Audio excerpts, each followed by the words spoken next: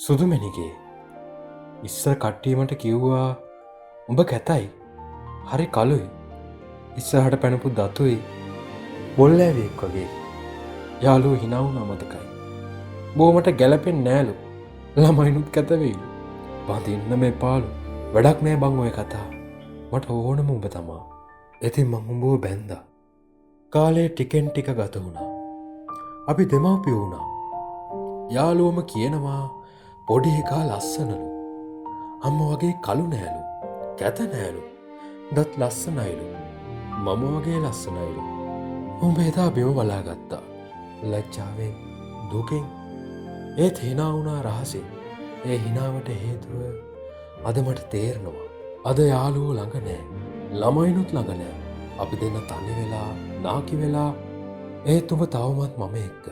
තිබහයි සුදුමැණික කිව්වම වෙවුලන අත් දෙකෙන් වතුර වීතුරු අරගෙන උඹ මට පෝනවා බඩගින්න වැඩි වුණත් උඹ මට කවනවා එදා උඹට කතා හදපු එකෙක්වත් අද ළඟ නෑ උන්ට උඹ කැත ඇති ඒත් මට උඹ ලස්සනයි දත්වලට බැනපු බොල්ලෑවි කියපු එකෙක්වත් දැක්කේ නෑ උඹේ හිත ඇතුලේ ඒ අමුතු ලස්සන කතාවලට රැවටිලා මම උඹව මගහැරියනම්